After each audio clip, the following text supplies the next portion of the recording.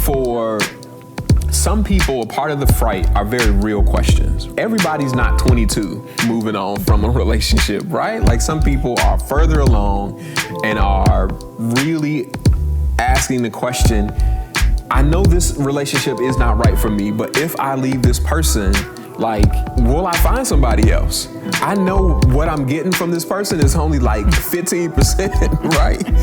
If relationship is $1, this person is 15 cents. And we are trying to make $1 out of 15 cents. Some people are not uncertain. They are certain. They have heard God say, like, this is, you need to leave. Like, it is time to go. This is not what I have for you. But they haven't heard what he do got for them. and so they make it easily be like, well, I didn't really hear God. Not really. Yeah. It is going, for those of you that are in that space, it is going to take activating faith to trust God enough to say, God, I hear you.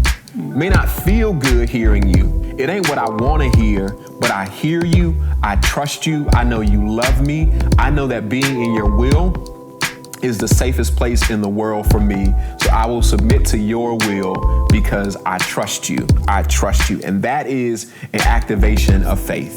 Yeah, even with something that specific. And I know there's a lot of you all and a lot of us that have dealt with things that are so specific and yet we haven't let go.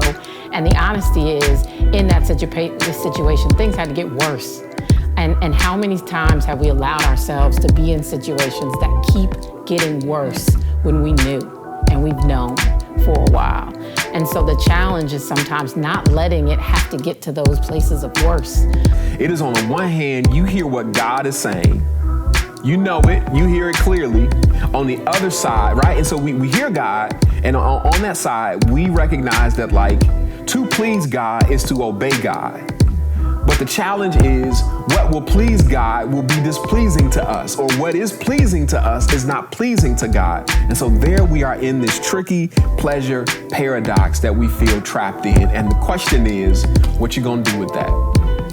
Who are you gonna choose at that point, right? Are we choosing the God of our life and that we have said we put at the head of it, or are we choosing ourselves in those situations?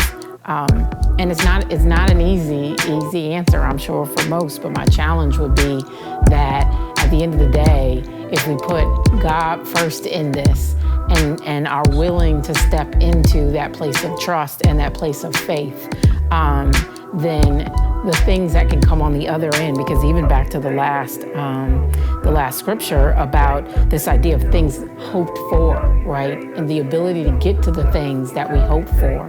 Can we allow God to be able to set the pattern and set the path there, and not make it our path ourselves?